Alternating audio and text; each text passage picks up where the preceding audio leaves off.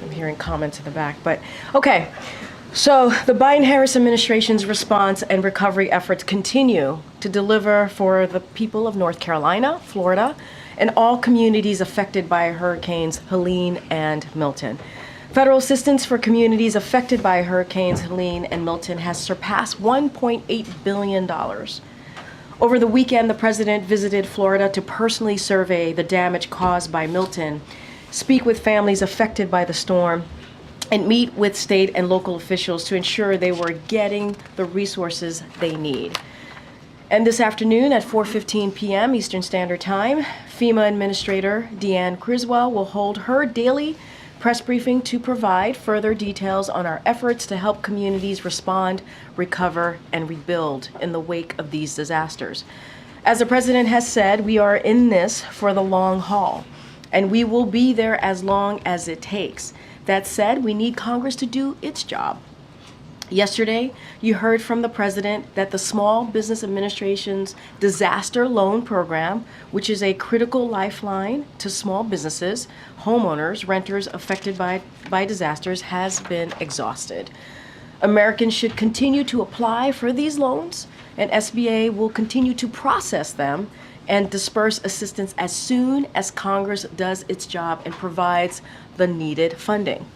Tomorrow, President Biden will travel to Berlin, Germany, where he will meet with German leaders, President Steinmeier and Chancellor Scholz, underscoring the strong relationship that the United States shares with Germany and the full range of global issues that we are tackling together.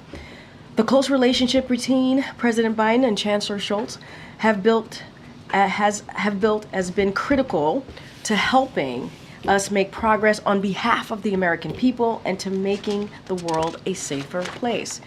We have worked together closely to strengthen our economies for both our people and provide critical support for Ukraine as it continues to defend itself against Russian aggression, as Germany has been the second largest provider of aid to Ukraine after the United States. Chancellor Scholz's bold decision to participate in the prisoner swap this summer, as you all know, which he did as President Biden's request, was vital to returning wrongfully detained Americans, including Evan Gershkovich and Paul Whelan, and Germans to their families. And we need to continue to work closely together to defend democratic values around the world. On that note, President Biden will speak with President Zelensky shortly, if not already, and will announce a significant new security assistance package for Ukraine today as part of our ongoing effort to surge U.S. support to Ukraine in its fight against Russian aggression. The two leaders also will discuss the leader-level Ukraine Defense Contact Group, which will be held next month to continue to get Ukraine the support it needs to prevail in this conflict. We will have a readout of that call soon, as well as more details on the military aid package. Some additional news: in the first week of December, the president will travel to Angola, where he will celebrate the transformation of the U.S.-Angola relationship, recognize Angola's role as a strategic partner and regional leader, and meet with President Lorenzo about ways to increase our collaboration on security, health, and economic partnerships. The value of strong alliances and partnerships in the defense of freedom has never resonated more in Europe, in Africa, and beyond. These visits demonstrate the president's unwavering commitment to revitalize these relationships for our shared security and prosperity. With that, Amr, kick it off to you. Yeah, on the Germany trip tomorrow, when will he be coming back? And I'm presuming the conversation with President Zelensky today, does that obviate the need for them to meet while he's in Europe? Well, that they're not going to have an opportunity to meet while he is in Europe, and this is one of the reasons the president is calling him ahead of time. What I will say is we'll certainly have more details on the trip in the next several hours on what that looks like, what tomorrow is going to look like, in the specifics of the president's engagement in Germany tomorrow, the next 2 days. And can I ask, with concerns of the Secret Service being so stretched right now, and the various security needs with the 2 assassination attempts. Has the president considered maybe putting this trip off until after Election Day, or perhaps even dialing back some of the Delaware travel, just to help lighten the load on the Secret Service? So what I will say this, I'm not going to get into the specifics of the Secret Service and how it does its business in protecting, obviously, the principles. That's not something for me to speak to from here. What I will say is that the president believes that this is felt very strongly about this trip, about one of our partners, allies, that has been steadfast, certainly in partnership as it relates to Ukraine's defense. And the president really wanted to make sure to go to Germany to thank Chancellor Scholz directly. And so that was one of the reasons to do that trip. I'm not going to get into specifics of Secret Service and how they move forward and how they go about protecting the principles. That's not something that I'm going to speak from here. Just one last one. Sure. President Biden yesterday spoke of Harris cutting her own path as president if she's elected. Does he feel he's held her back? No, not at all. Look, the president has always been, I'm going to be, not going to speak to politics from here, but what I can say more broadly is that every president has the opportunity to cut their own path. And the president has been really clear about passing the torch and seeing Vice President Harris as a leader from day one, on day one. And he understands how this all works, right? He said this yesterday as well. He was loyal to Barack Obama, but he also got an opportunity to cut his own path as president. And that's what he believes Kamala is going to do. And that's his words, right? When calling her Kamala, the vice president. And so she's been loyal to him, and this is something that he shared, and he understands that she will cut her own path. And I think that's just the way it goes, right? I think that's the process that we're seeing right now, that we're living it, that you all are covering every day since the president decided to step aside from this election and pass the torch to the vice president. And so I think that's what you're hearing from this president. He's incredibly proud of her. He has supported her from day one. He has said many times the best decision that he made in 2020 was asking her to be his running mate. Okay, Nancy. Thanks, Karine. A couple questions about this letter from the Biden administration to the Israeli government suggesting that U.S. aid to Israel may be at risk if they don't change their posture on humanitarian aid into Gaza. Is there anything that we should know about the timing of this letter? Yeah. So look, I'm going to take a step back just for a second because, and I know my colleagues over at National Security Council spoke to this, if not yesterday, certainly over the past couple of days. And look, the administration did something similar back in April, and that was received. That letter that we did back in April was received with a constructive response from the Israelis, and so this is very similar. What we have seen, the trigger, the reason why we're doing this is we have seen a decrease in aid, in very important critical aid into Gaza, and so we sent out the letter from obviously the Department of Defense and also the State Department that went to both secretaries' counterparts, and so we're having those discussions. I would speak to them. I would speak to the DOD and State Department on their timing, but it is certainly connected to what we have seen, which is a decrease of humanitarian aid in Gaza, and so we wanted to address that with Israel. Have you gotten any response from the Israeli government to this letter or any sign that they are taking it seriously? So I don't have anything right now to preview or to announce or to lay out for you at this time. What I can say is the last time we did this back in April, we did see a constructive response, and so that's what we want to see this time around. Is the administration really willing to halt military aid to Israel if you don't see a significant improvement in humanitarian aid flowing to Gaza? I'm not going to get into hypotheticals from here. Like I said, we did it back in April. This sent a letter, very similar, a letter from both the State Department and the Department of Defense. We got a constructive response. That's what we're hoping to see. We wanted to address this. This is connected to a decrease of humanitarian assistance, aid that is very, very much needed in Gaza, as you all know. And so this is we've done this before, it's worked, and so we're doing this again. And so we want to see a constructive response.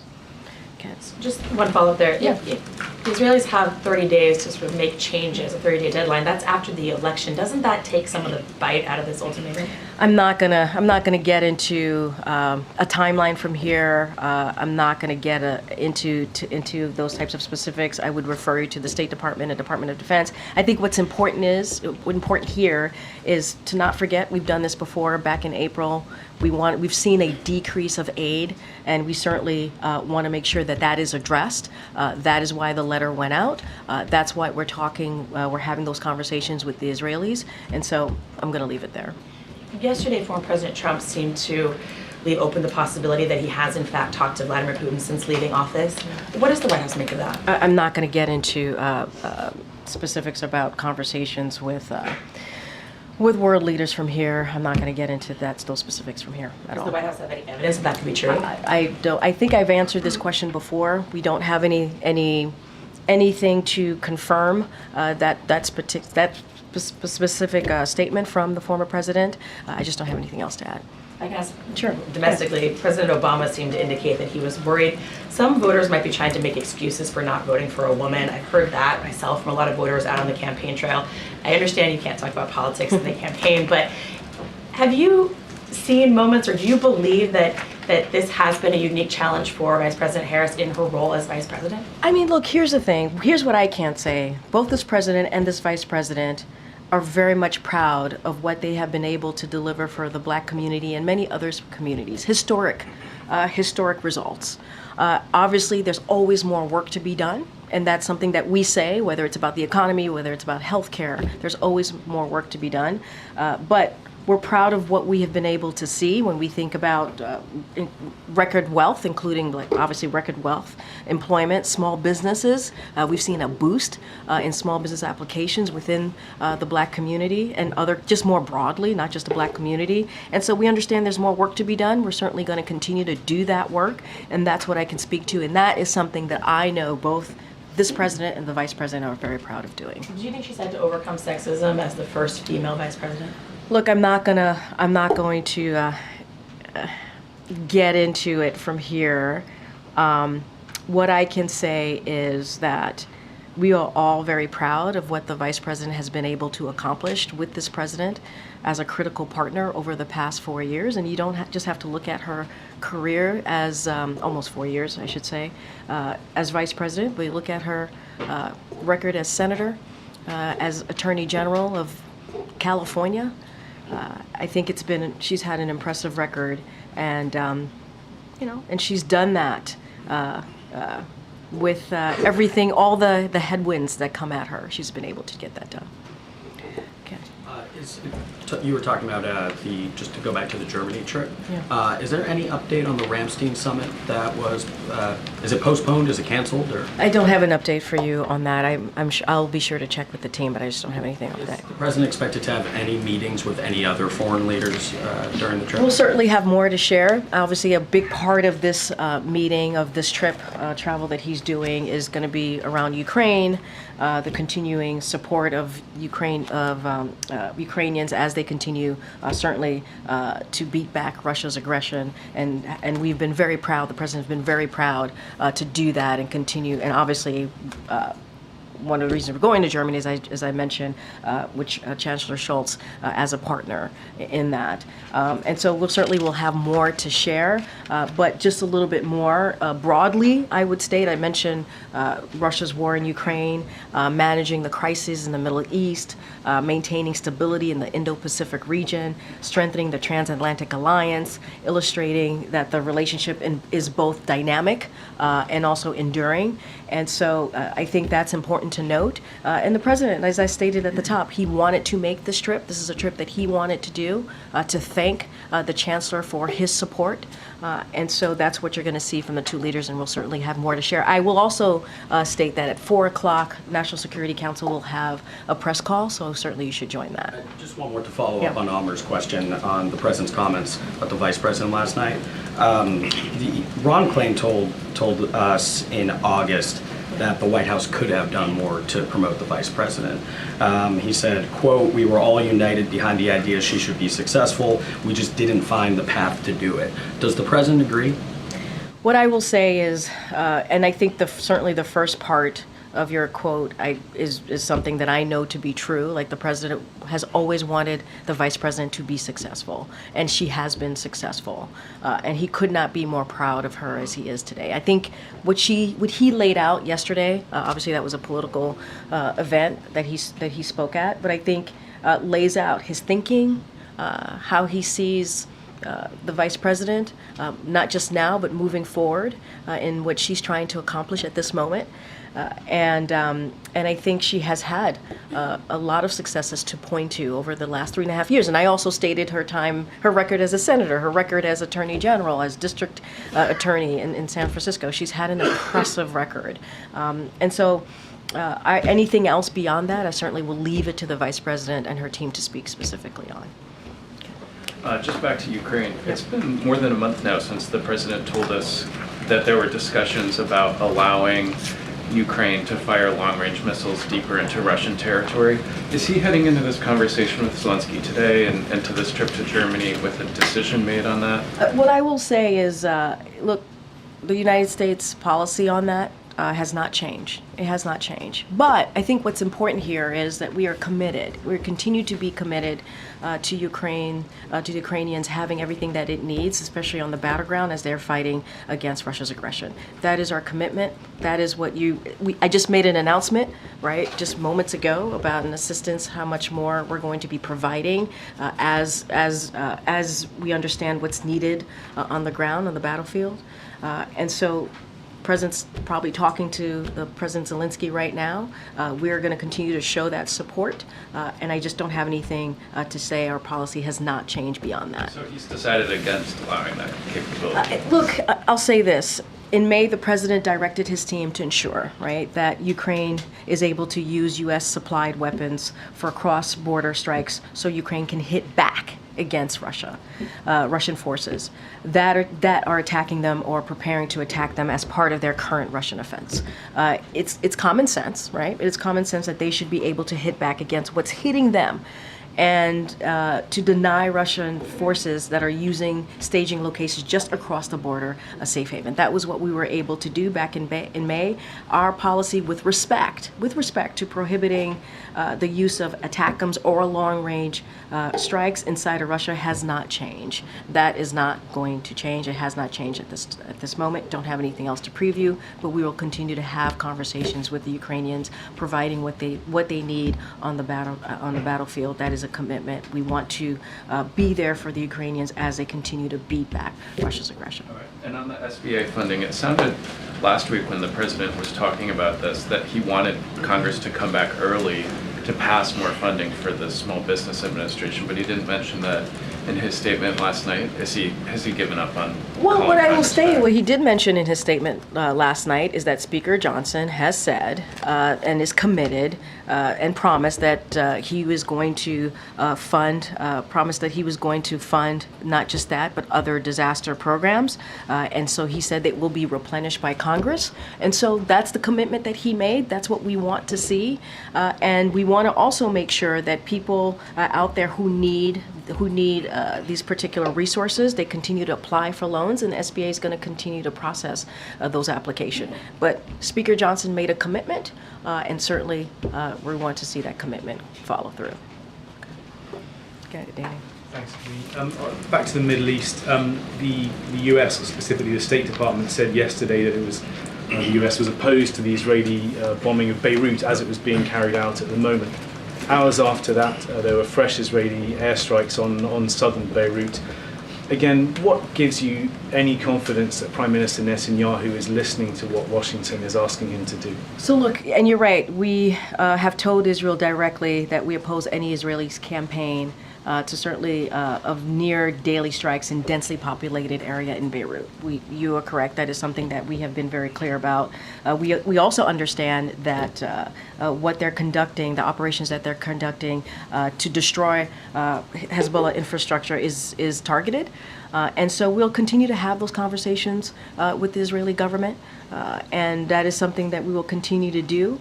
And we have been really clear. It is critical. It is critical that these operations be conducted in a way that does not threaten the lives of civilians. conversations that we will continue to have with the Israeli government. And let's not forget UN peacekeepers and also members of the Lebanese armed forces. And so we've been clear, we're going to continue to have those diplomatic discussions with Israelis. And in the White House's view, how did the yesterday's strikes, what category did they fall into? Acceptable or? Look, I'm not going to get into characterizing each of these strikes. It's not what I'm going to do from here. We've been very clear what we want to see. We've been very clear about that from here, as you stated, from the State Department and Department of Defense as well, and we will continue to have these discussions. Okay. Thanks so much, Karine. Does the White House have any indication or explanation on why the tension is escalating in the Korean Peninsula? And is the White House concerned about Say that last part? The Peninsula Korea, the tension growing over there? I mean, look, Look, obviously, we're always going to have concerns, and we're always going to watch and monitor closely. Don't have anything specific to read out on the current situation there. We are going to always, as I said, monitor, watch closely, and certainly be in coordination with our South Korean allies. And so, look, we're going to also continue to urge the North Korea to reduce tensions and seize any actions that could increase the risk of conflict. And that is something that we've been pretty consistent here. a follow-up, and then I have one more, because there are reports that North Korea is sending soldiers to fight with Russia in Ukraine. Some are suggesting that there are around 3,000 to 7,000 soldiers already in few miles from the Ukrainian border.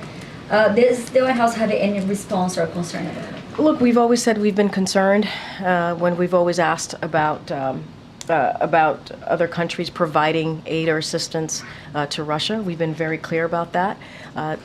This is why the president took it very seriously on making sure that NATO was stronger and bringing more than 50 countries together to make sure that Ukrainians had the support that they need.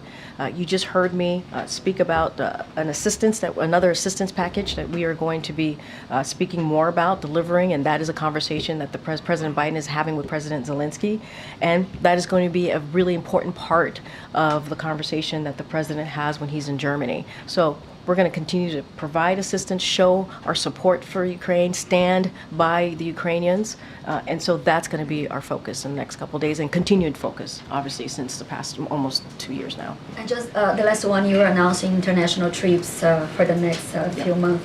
Is President Biden going to Brazil for the G20? And does the White House believe that Vladimir Putin should be arrested if he goes to Brazil for the G20? I don't have anything to share on either of those questions that you asked me. Okay, Jared. On the call with Zelensky, I know earlier today Zelensky made public parts of that victory plan. I assume he'd already shared it with President Biden, but one of those elements is an immediate invitation to NATO. Does the White House, the President, have a response to that proposal? Look, what I will say, and I've been very clear about this, look, we're going to let the Ukrainians speak to their victory plan. That's their plan. We'll let them speak to it. What we're going to continue to do is show our support for the Ukrainians on the battlefield as they continue to beat back Russia's aggression. I don't have anything else to share beyond that, but we'll let them speak to their plan directly. Okay. Excuse me. Thanks, Karine. Yesterday, President Biden talked about Trump's rally in which he stood up on the stage and listened to various musical tunes and said the former president has, quote, snapped and become unhinged. Can you elaborate what he's concerned about there? Does he have concerns that Trump lacks the mental fitness to be able to go back into the White House? I don't have anything to add. I think the president was very clear on what he felt and saw and was sharing with all of you. I don't think there's anything more to add. Does he have concerns about the former president's mental fitness? I don't have anything else to add. I think the president speaks loud and clear and directly for himself, and so I'd let his words stand. Okay. Senator Rick Scott and Senator Rubio have proposed $20 billion to replenish the disaster relief fund. Has the president seen that proposal? Would he sign it if it did pass? So look, as you know, when we tried to do originally the CR, we had a robust robust component in that CR to make sure that the disaster relief fund was replenished. That didn't go through. We were disappointed by that, obviously, and so what we want to see, I'm not going to put a number to it, that is something that's going to be worked out. What we want to see is Congress, when they come back, to actually do that, to actually replenish the disaster relief fund. It's important to do so. While we have the fundings right now to do the work that FEMA needs to do, that this administration needs to do to impacted areas, we know that there's going to be a shortfall and we're going to need more funding. I'm not going to get to a number. I have not spoken to the President or the Office of Legislative Affairs about this particular proposal that has been brought forth, but the President has been very clear. I just talked about the SBA and how that funding is now exhausted. The Speaker made a promise. The Speaker Johnson made a promise that when Congress returns, that they're going to replenish the disaster relief fund and also make sure that CBA has what it needs to really address the needs of Americans who have been impacted on the ground. Is there a timeline for when FEMA would know how much the administration wants to use? Say that one more time. Is there a timeline for when FEMA would have an estimate for how So much? I would refer you directly to FEMA about that specific timeline, a number that's needed. What we are very clear about is we need to make sure that we have funding,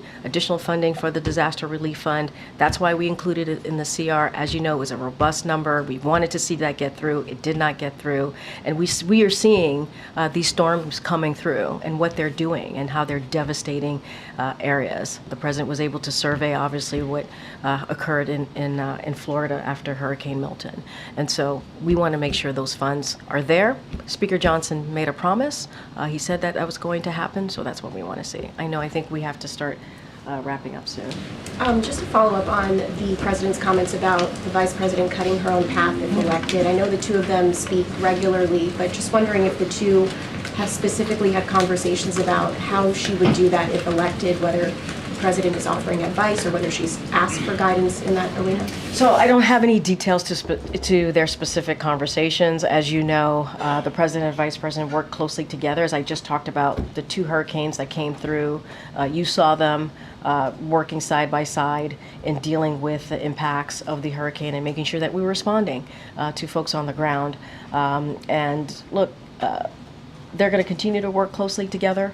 The President knows what it's like to be the Vice President and knows what it takes to be the Vice President and what's needed there. And so he is certainly very proud of the work that she's been able to do.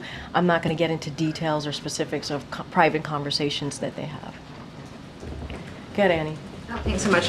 The automaker Stellantis has said that they are considering expanding a factory in Mexico. I'm wondering if the White House has any response to this possibility and whether you can address concerns that domestic jobs may be lost or moved overseas. So look, last year, as you know, we applauded UAW and also Stellantis for coming together after hard, good faith, which is what we always love to see, negotiations, and also reaching a historic agreement that secured record raises, greater retirement security, and investment in the future. And so that included a commitment to reopen and expand production in communities that were devastated by previous plant closures. And so, look, what we want to see is Stellantis certainly deliver on those commitments to the UAW and to the communities. And so, not just any communities, but communities that have long supported the industry. That's what we want to see. And so we want Stellantis to keep their commitment. Again, we were very proud to see that very good faith negotiation that occurred and what was delivered. And so that's what we want to see at the end of the day. I know we have to go. Okay. We have to go. Sorry, guys. Thanks, everybody.